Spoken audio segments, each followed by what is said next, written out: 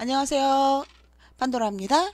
소규모 사업장을 위한 7가지 노른자 노동법 3편으로 정당한 근로의 대가, 임금에 대해서 이야기 나눠보도록 하겠습니다.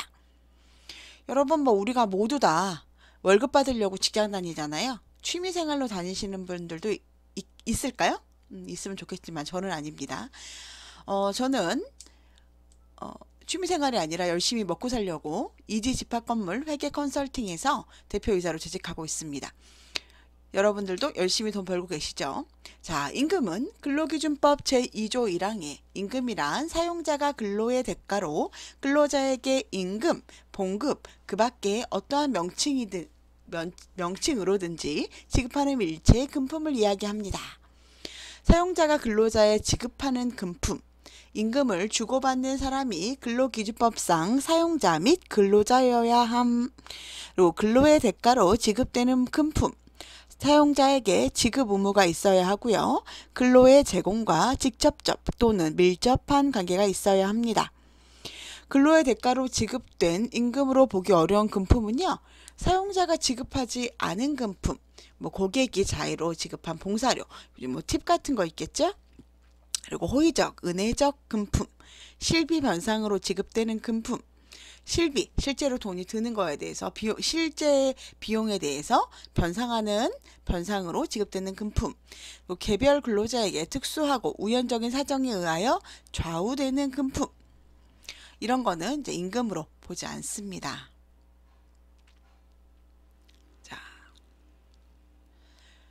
임금 지급을 하는 거는 근로기준법 43조에 따라서, 자, 여러분, 통화불 원칙, 현금이나 원화를 지급해야죠. 상품이나 물건 같은 거 안 된다는 얘기죠. 근데 가끔 회사 망하거나 아니면 어떤 회사에서는 자기네 회사에서 파는 거 물건으로 주는 경우들도 가끔 망하는 회사에서 본 적은 있는 것 같습니다. 그 다단계 같은 데에서도 이렇게 네트워크, 요즘은 네트워크라고 그러죠. 네트워크 회사에서도 물건으로 이렇게 주는 경우들이 있더라고요. 안 된다. 이런 거죠. 상품권이나 물건 안 된다. 현금이나 원화로 줘야 된다. 그리고 당연히 그러니까 그 상품권이나 물건이 안 된다는 거예요. 그리고 직접불 원칙. 근로자 본인에게 직접 계좌 입금 가능. 여기서는 그래서 여러분들 그런 경우 있는 거 아시죠? 어떤 분이 나는 빚이 너무 많아가지고 제 월급 통장으로 못 받아요. 그러니까 저희 집, 제 와이프나 다른 사람 명의로 주세요 라고 얘기하는 경우 있잖아요. 차라리 그거보다는 차라리 현금으로 그분한테 지급을 하고요.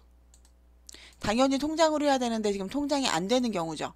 현금으로 지급을 하고 그 사람한테 줬다는 사인을 받아서 두는 것이 더 맞다는 얘기죠. 즉 직접 줘야 된다. 정기불 원칙은 매달 한 번 이상 정해진 지급일날 줘야 된다. 이거를 월급은 당연히 우리 근로계약서에 써 있잖아요. 몇 월 며칠에 준다. 이렇게 써 있죠. 그리고 전액불 원칙. 근로계약으로 정한 금액 전액을 줘야 된다. 당연히 우리가 200만 원을 줬거나 300만 원을 주기로 했으면 이 돈을 다 줘야죠. 나눠서 주면 안 되겠죠. 근데 물론 근로계약서에 일별이라던가 시간제로 시급으로 주겠다 이렇게 되어 있다면 1급이라던가 10으로 주겠죠. 하지만 월급으로 주기로 했다. 어쨌든 시급이라도 근로계약에 정한 급여 전액을 줘야 되겠죠. 그리고 1급이라도 근로계약에 정한 급여 전액을 줘야 된다는 얘기입니다. 위반 시 3년 이하의 징역 또는 3천만 원 이하의 벌금. 판례를 좀 보면 사용자의 일방적인 임금 채권 상계 금지, 사용자가 근로자에 대하여 가지는 채권을 가지고 일방적으로 근로자의 임금 채권에서 상계하는 것은 금지된대요. 사용자가 근로자에게 돈 받을 게 있다고 해서 그 급여에서 상계하면 무조건 상계에서는 일방적으로 상계해서는 안 된다는 이야기입니다. 자, 통상임금과 우리 평균임금에 대해서 이야기를 좀 나눠볼게요. 여러분들 통상임금과 평균임금에 대해서는 이야기를 많이 들어보셨을 거예요. 통상, 평균. 그죠? 진짜 많이 들어본 얘기죠. 이거 너무너무 중요한 거죠. 자, 통상임금 먼저 이야기를 좀 나눠볼까요? 근로자에게 정기적, 일률적으로 소정근로 또는 총근로에 대해서 지급하기로 정한 시간급, 일급, 주급, 월급 또는 도급 금액을 말한다고 합니다. 그래서 근거법령은 근로기준법 시행령 제6조고요. 산정 방법은 시간급 산정의 원칙이에요. 시급이 얼마인지 정해서 시급을 1급, 주급, 월급으로 해서 환산을 하라는 얘기죠. 시간급은 월의 통상임금, 월급, 우리 뭐 만약 예를 들면 200만 원이면 어떤 사람이 주 40시간씩 일하는 사람이 200만 원을 받기로 했어요. 그러면 월 소정 근로시간은 209시간이죠. 그러면 200만 원 나누기 209로 하라는 이야기겠죠. 월급으로 정한 임금 나누기 월의 통상임금 산정 기준 시간 수입니다. 월급에서 209시간 안에는 이 안에는 주요 시간도 포함이 되겠죠. 산정의 기초로 지급되는 경우 해고 예고수당, 휴일 연장 야간 근로수당 5인 이상일 때 산전 후 휴가수당. 여러분들 예전에는 연차수당을 통상임금으로 계산해라 라고 이야기를 했었거든요. 요즘은 연차수당도 만약에 평균이나 통상임금으로 해라. 그리고 이 퇴직금도 여기는 지금 평균임금을 퇴직금으로 나왔는데 사실은 퇴직금이 통상임금보다 적을 경우에는 통상임금으로 해야 합니다, 여러분. 통상임금으로 하셔야 돼요. 자, 통상임금은 정기적, 일률적으로 지급하는 금액을 말하고요. 산정방법은 시급, 그리고 산정의 기초로 지급되는 거는 해고 예고수당, 연장, 야간 연장, 휴일, 즉 가산수당, 산전 후 휴가수당입니다. 평균임금은요. 산정해야 할 사유가 발생한 날 이전 3개월 동안에 근로자에게 지급된 임금의 총액을 그 기간의 총일수로 나눈 금액을 얘기를 합니다. 10월 31일 날이 만약에 산정해야 될 사유라면 9월 30일, 10월, 9월, 8월이겠죠. 8월 1일부터 10월 31일 이게 8월, 9월, 10월 이게 3개월이겠죠. 이 총액을 이 기간 동안에 어떤 것든 지급된 모든 지급된 임금의 총액을 그 기간에 총일수로 나눈 금액을 말합니다. 이거는 92일이겠네요. 8월 31일, 9월 30일, 10월 31일이니까 이 3개월에 지급된 모든 급여를 92일로 나눈다는 얘기겠죠. 이거는 근로기준법 제2조 제1항 6호입니다. 평균임금이라는 거는 사유가 발생한 날 이전 3월간의 임금 총액을 사유가 발생한 날에 이전 200일간의 총일수로 나눈 겁니다. 만약에 급여가 200만 원인데 200만 원, 200만 원, 200만 원이었어요. 근데 어느 날 이 둘째 달에는 10만 원의 시간에 근무를 했어요. 그럼 이건 210이겠죠. 그래서 610만 원이란 얘기입니다. 이거를 92일로 나눈다는 얘기겠죠. 이거에 산정의 기초로 지급되는 경우는 평균임금인데 여기는 퇴직금이나 휴업보상, 장애보상, 유족보상이라고 나와 있는데요. 실제로 퇴직금은 통상임금이 평균임금보다 큰 경우에는 통상임금으로 계산하도록 되어 있습니다. 휴업수당이나 연차휴가수당은 통상임금이나 평균임금으로 계산할 수 있다는 얘기죠. 휴업수당은 평균임금의 70% 또는 통상임금으로 계산할 수 있고요. 5인 이상 적용됩니다. 연차휴가수당은 평균임금 또는 통상임금 5인 이상 적용되죠. 이거는 어디에 있어야 될까요? 우리의 취업규칙에 이게 명시가 되어 있다면 연차수당을 평균임금 또는 통상임금으로 지급될 수 있습니다. 일반적인 경우는 보통 통상임금으로 지급되는데 취업규칙에 평균임금으로 계산한다 라고 하면 평균임금으로 계산할 수 있습니다. 퇴사자의 임금 지급 기한을 좀 보면은요.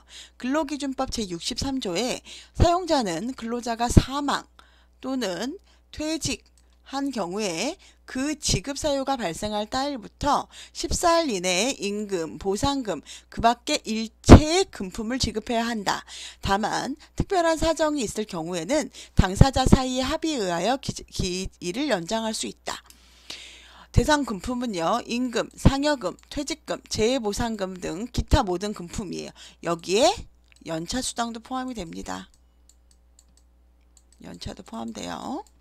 그렇기 때문에 여러분들 뭐 14일 이내에 지급 안 하면은 뭐 가산세 붙고 이런 얘기 있죠? 요거 꼭 확인하시고요. 14일 이내 가능하면 지급하시고, 단 당사자 사이에 어떤 경우가 있냐면은요. 이분이 퇴사를 했는데 이분이 막 여러 가지 뭐 좀 실수를 했거나 잘못을 하는 경우가 있거든요. 그런 경우에 이제 당사자한테 네가 이제 한 거에 대해서 우리가 정리를 좀 하고 그리고 나서 주겠다. 그럼 당사자가 합의를 했을 경우에는 기일이 연장이 됩니다. 자, 판례를 보면 금품 청산기간 경과 후 합의의 효력. 지급사유 발생일로부터 14일 이내에 근로자와 기일 연장에 합의하여야 하고요. 그러니까 14일 이내 근로자랑 만약 연장할 거면 기일 연장을 합의를 해야 되고요. 그 기간이 지나 근로기준법 위반죄가 성립한 후에 합의가 이루어지더라도 법이 위반된다는 얘기입니다.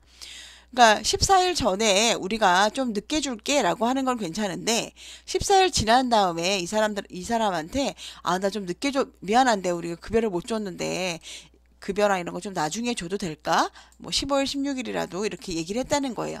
근로자가 오케이 했어요. 그러다가 마음이 변해가지고 신고해버리죠. 그러면 법 위반이라는 얘기입니다. 근로자가 근데 뭐 얘기 안 하면 노동부에서 그런 거 알 수도 없고 신경도 안 쓰겠죠. 사람들 마음이 많이 변하니까요. 자, 임금체불과 시효. 임금체불은 그 월급 안 주는 거죠. 쉽게 말하면 금품 청산 기간이 도과하였음에도 금품 청산 기간이 지났는데도 도과하였는데도 줘야 되는 기간에 지났다는 거죠. 임금을 지급하지 않고 있거나 사용자가 근로자에게 근로기준법상 임금 지급 4대 원칙을 위반, 직접, 전액, 통화, 매월 1회 이상 정기지급 요걸 안 한 경우 위반 시 3년 이하의 징역 또는 3천만 원 이하의 벌금. 여러분 임금 체불 안 할 것 같죠? 의외로 굉장히 많은 회사에서 임금 체불을 합니다. 이것도 여러분 실업급여 받을 수 있는 하나의 요건이 돼요. 이 사람이 급여 안 줘서 나가는 경우 실업급여. 자, 위반 시 3년 이하의 징역 또는 3천만 원 이하의 벌금입니다. 임금 채권의 소멸시효와 공소시효. 여러분 요거를 좀 보셔야 되는데요. 요즘 그 퇴직금 지급하는데 통상임금으로 원래 안 주고 원래는 평균임금으로 줬잖아요. 근데 통상임금이 더 많은 경우는 원래 통상임금으로 줘야 된다 그랬죠. 근데 이것 때문에 굉장히 많은 분들이 다시 그걸 뭐라고 하죠? 다시 경정 청구를 하시는 분들이 굉장히 많아요. 그래서 여기 보시면 소멸시효는 3년이고 공소시효는 5년입니다. 소멸시효라는 거는 근로자의 임금채권은 3년간 행사하지 않으면 소멸된다. 근로기준법 제49조. 즉 뭐냐면 근로자가 3년 내에 돌려주세요. 만약 예를 들어서 아까 퇴직금 평균임금으로 계산했는데 통상임금으로 계산한 게 훨씬 많아요. 그래서 나는 돌려주세요 라고 얘기한 게 3년 근로자가 행사하지 않으면 소멸된다는 얘기고요. 근데 이거를 범죄 사건이 일정한 기간의 경과로 형벌권 소멸은 5년이에요. 공소시효가 5년이에요. 그래서 이게 그냥 일반적으로 해서는 그냥 3년이 지나면 안 되지만 만약에 이거 내가 법원까지 간다.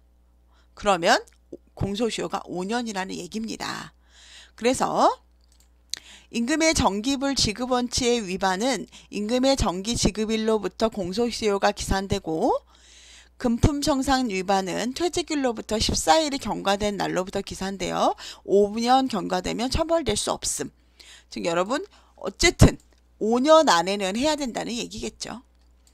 그러니까 임금을 매달 정기적으로 줘야 된다는 거잖아요. 그거는 정기 지급일, 우리 월급 받는 날로부터 공소수요가 이제 계산이 되는 거고요.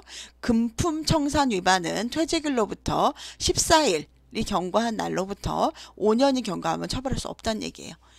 임금 채권 소멸 시효가 완성되었다 하더라도 공소 시효가 남아 있는 경우 형사 처벌이 가능합니다.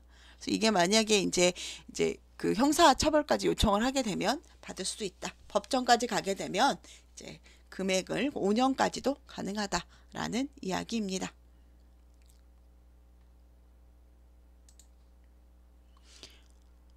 요즘은 정말 그게 핫 이슈죠. 퇴직금이 핫 이슈였죠, 한동안. 이제 거의 다 받으셨을 것 같아요. 그죠? 자, 퇴직 후 14일 이내에 임금을 지급하지 않는 사례를 좀 볼게요. 사업주 A씨는 경영상 어려움으로 퇴직한 직원 B에게 임금을 지급하지 못했고요. 직원 B는 퇴사 후 한 달 만에 노동청에 진정을 제기했어요. 사업주 A씨가 감독관의 시정 지시에 따라 체불 임금을 청산하자 B는 A씨의 처벌을 원치 않는다며 처벌 불원 취하서를 제출했어요. 법 위반은 확인되나 피해자가 처벌을 옳지 않아 내사가 종결이 됐습니다. 대부분 많은 분들이 실질적으로는 이렇게 하죠. 뭐 이분을 뭐 악한 감정이 있는 게 아니라 나는 단지 돈만 받겠다는 이거잖아요. 그래서 대부분 처벌을 취하는 경우가 많더라고요. 저도 많은 분들 얘기를 들어보니까 이런 얘기를 많이 좀 하시더라고요. 그러니까 근로자가 사업주의 처벌 불원 취하서를 제출했다. 처벌하지 않아도 됩니다라는 거를 제출했다. 그래서 종결됐다. 사업주 B는 경영상 어려움으로 퇴직한 D에게 임금을 지급하지 못하였고 D는 퇴사 후 한 달 만에 노동청에 진정을 제기했다. 사업주 C는 직원 D의 진정 제기에 불만을 품고 근로감독관의 시정 지시에 불응하여 형사처벌을 받았다. 직원 D는 민사소송 등을 거쳐 근로복지공단으로부터 임금, 소액 채당권을 선지급받고 근로복지공단은 민사소송을 통해 사업주 C로부터 근로자에게 선지급한 채당금을 회수했다. 이 사람은 앞에 사람은 순순히 줬잖아요. 근데 이 사업주 C는 안 준 거예요. 순순히 안 줬어요. 그래서 근로관이 돈 줘라 시정 지시를 했는데 불응해갖고 형사처벌을 받았다는 얘기입니다. 그래서 먼저 직원 D가 민사소송을 거쳐서 근로복지공단에서 돈을 받았고 그 다음에 근로복지공단은 민사소송으로 이 C라는 분한테 근로자에게 선지급한 돈을 회수했다는 이야기입니다. 어쨌든 안 주는 분들도 가끔 있다고 하는데 결국은 돈을 줘야 되기 때문에 여러분 노동자들 월급을 안 주는 거는 사실 좀 제가 생각하기엔 약간 비양심이 아닌가라는 생각을 여러분 좀 들거든요. 네, 여러분 생각보다 아주 많은 곳에서 임금 체불도 많고요. 제가 아는 지인들 중에서도 그 임금을 떼신 분들이 굉장히 많아요. 퇴직금도 나눠서 지급을 하고 그 다음에 아니면 이 임금도 3개월치 밀렸던 걸 나중에 지급하거나 이런 경우들도 제가 여러 번 본 것 같습니다. 여러분들 물론 사업주도 힘드시니까 그렇긴 하겠지만 근로자는 생존권이 달려있기 때문에 꼭 급여는 잘 지급해 줘야 된다고 생각을 합니다. 여러분들 오늘도 좋은 하루 되시고요. 구독과 좋아요는 다음 영상을 제작하는데 큰 힘이 됩니다. 오늘도 좋은 하루 되세요.